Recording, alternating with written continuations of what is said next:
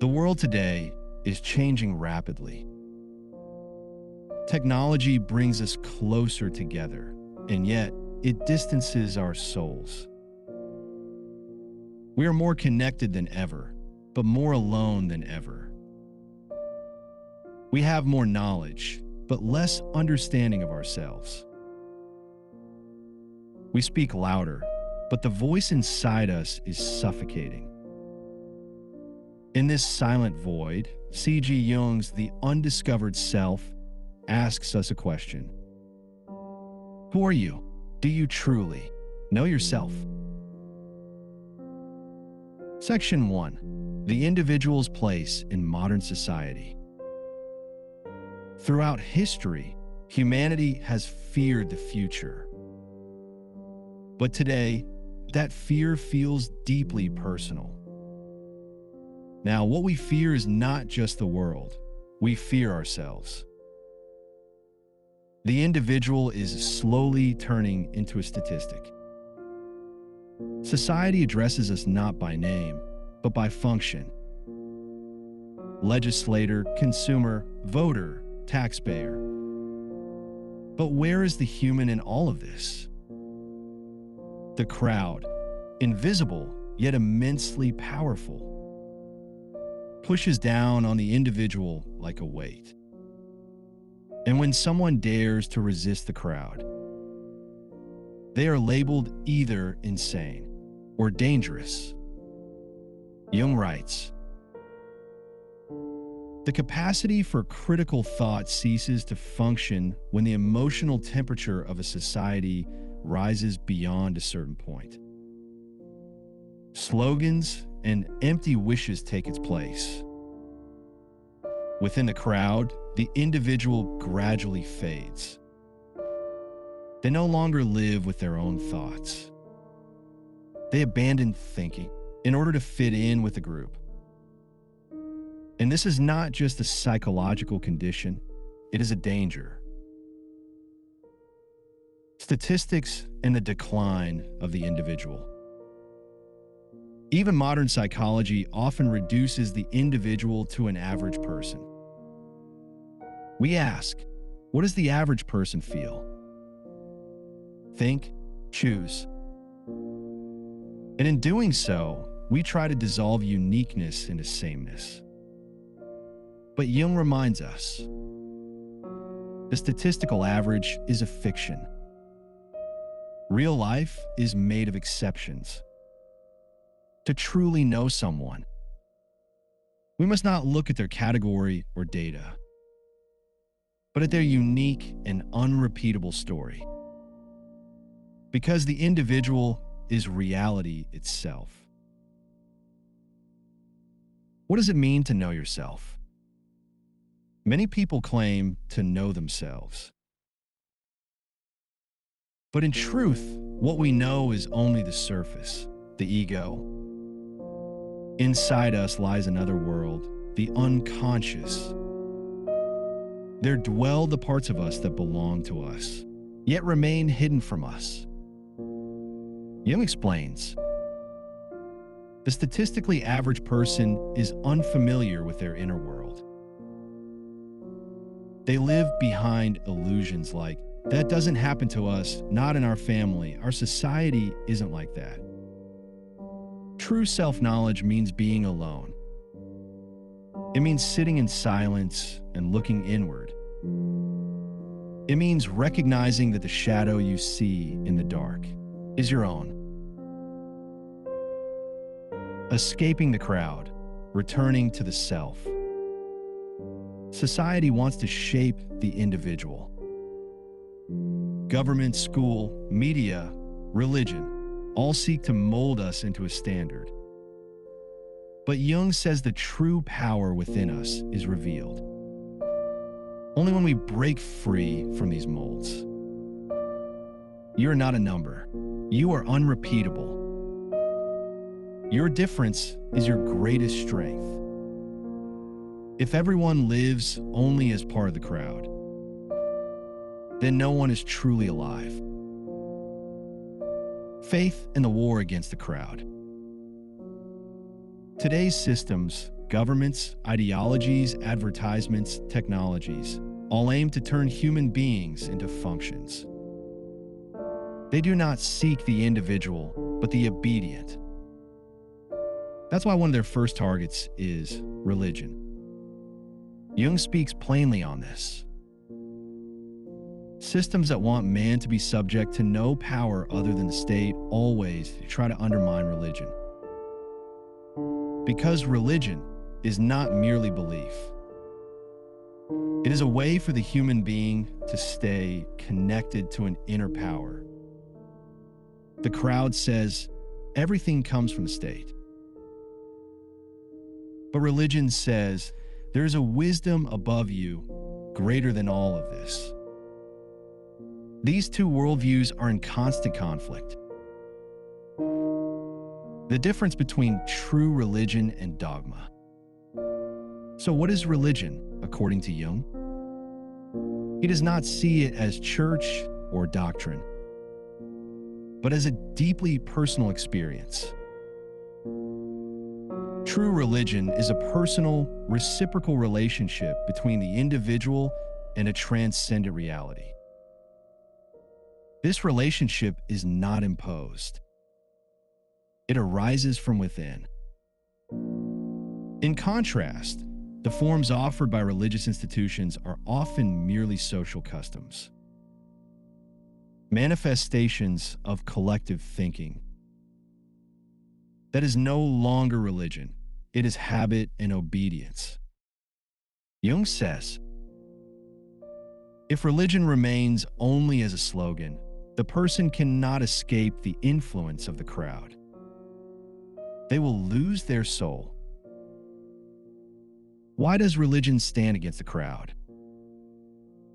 Because religion demands an internal response from the individual. The crowd, on the other hand, demands silence and conformity. Religion wants to awaken you. The crowd wants to put you to sleep. Religion says, asterisk, asterisk, you are responsible. Asterisk, asterisk. The crowd says, asterisk, asterisk, you can't do anything alone. Asterisk, asterisk. The hidden form of religion in the modern age. Jung explains that many modern people no longer believe in traditional religion. But the function of religion still lives on in other forms. Some treat the state like a god. Some see their leaders as prophets. Some cling to ideologies with blind devotion. When a state replaces God, dictatorship becomes a belief system, and civil servants become its priests. This is a quiet replacement of the divine. But when the spiritual and personal essence of religion fades, fanaticism rises and thought disappears. Religion, the final shield that protects the individual. This is why Jung believes that a true religious relationship is the only way a soul can stand tall in today's world. Man cannot resist the crowd with reason and ethics alone. He needs an inner, experience-based faith. This kind of belief is not something someone gives you. It is a personal awakening, something that happens deep within you. The modern human's trial. Today, many people around the world have stopped asking themselves the essential questions. Who is guiding me? Am I thinking my own thoughts or just repeating what I've been told? Jung's message is clear. If you have forgotten the voice inside you, that silent flame connected to God or to the truth buried deep in your soul, then you're no longer truly yourself. Soulless rationality. The Western world has made great strides in technology, science, and industry. But this rapid progress came at a cost. The slow disappearance of the human soul. Jung writes,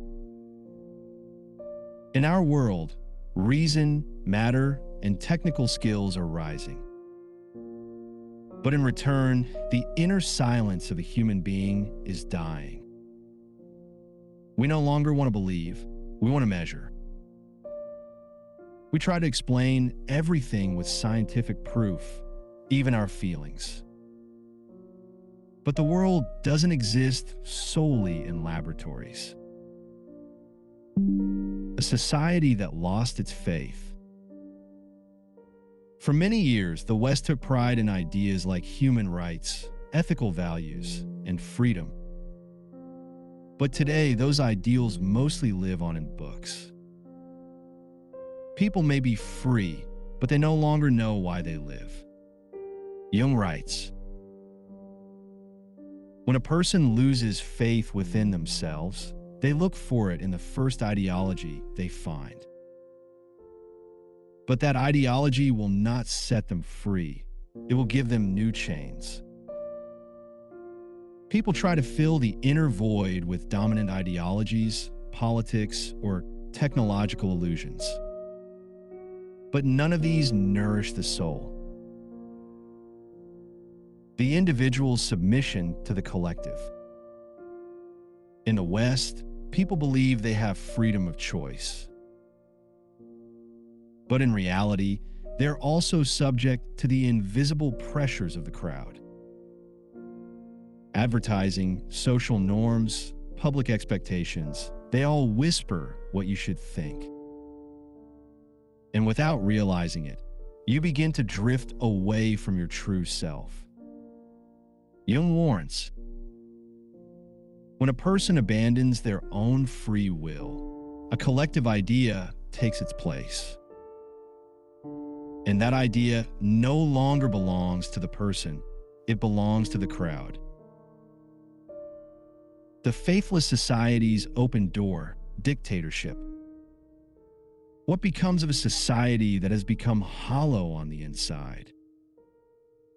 If the individual has lost their inner voice, and if society is guided only by surface-level comfort and technology, then everything can become a toy in the hands of a dictator or an ideology.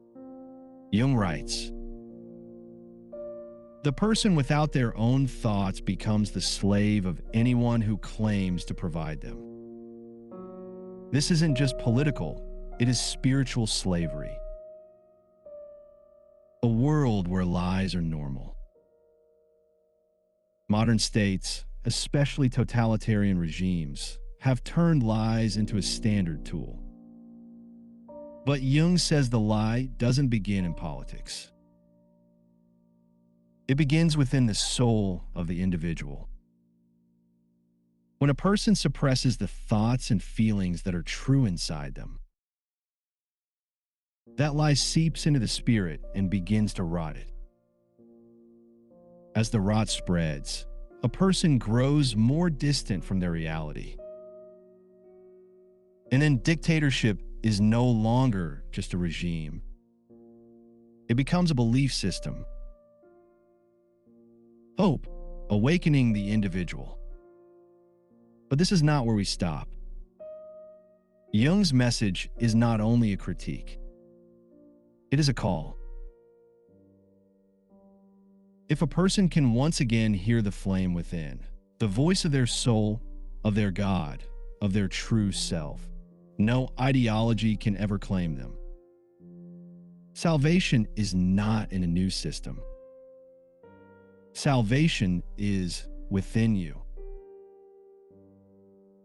Bu, haykende neydirin ve poetik hislerden biridir.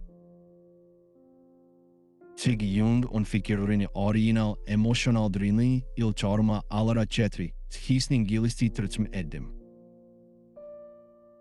Oxenus trutsi, intimate, sincere, slow, and thought-provoking. Ini dinli isin in rahona toxin and tanda. Is there a you inside you? Who are you? Are you your name, your profession, your gender, your age, the number on your passport? Or are you that quiet presence, unseen by others, and perhaps even forgotten by yourself? Jung dares to ask us this question, perhaps for the first time. Human beings place great value in the systems, governments, and technologies they build, but almost none in themselves. We are strangers to ourselves, foreigners. And for that very reason, we are destined to find ourselves again. Why are we so distant from ourselves? Because we've dedicated ourselves to becoming like everyone else. What will my family say? What will society think? What will the neighbors whisper? But the real question is, what do you think? Asterisk, asterisk. Jung says, most people who speak of knowing themselves are referring only to their ego. But the ego is merely the surface of consciousness. The true self lies hidden in the unconscious, in the shadow. Until you know your fears, until you face your hidden desires, you are only wearing the mask you've been given. Knowing yourself is a frightening path. This path is not comfortable. It means coming face to face with your shadow. And sometimes that shadow will feel so unfamiliar. You want to run away. But Jung warns, if you do not open the door to your unconscious, one day, what lies behind it will come find you. And by then, you may no longer have a choice. Self-knowledge is not a battle with others.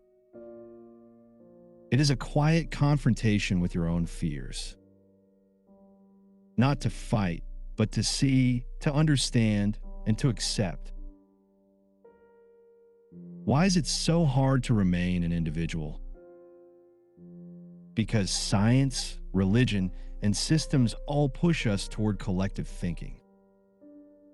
Science says, you are a statistic. Religion says, you're only right if you obey us. The state says, you're just a cog in the machine. But then Jung's voice rises within us.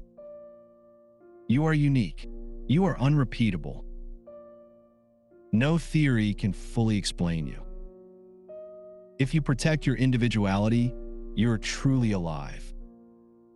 If not, you continue as just another replica of the crowd. The therapist must see the individual, not just the human. Even in psychotherapy, Jung insists. To heal someone, the doctor must ask not what type they are, but who they are. Because every person is a universe. And you are the sole traveler and guardian of your own inner world. Freedom, the ability to choose for yourself. Self-knowledge brings freedom. Because then, your decisions are no longer made by others. You choose your path, not out of fear, but out of understanding. This is not the dictator's path, not the systems, not the crowds. It is your path. It belongs to you. Your answers, your mistakes, your rise, Jung's call. And in the end, Jung calls to us. The salvation of humanity lies not in the change of systems, but in the awakening of individuals. If society wishes to transform, it must begin with the individual confronting themselves. This is a call meant for you. Find your voice. Hear yourself. Because you're the owner of a voice. That belongs to no one else but you. Şimdi, senin tedim ettiğin bu son his hem ruhani, hem felsfi, hem de çok ince bir bedi derinlik taşıyor. Wungun mesajı burada ne saf ve güçlü şekilde kesir olunur.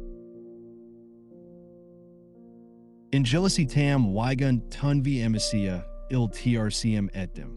Sly audiobook Yukin Wagunder.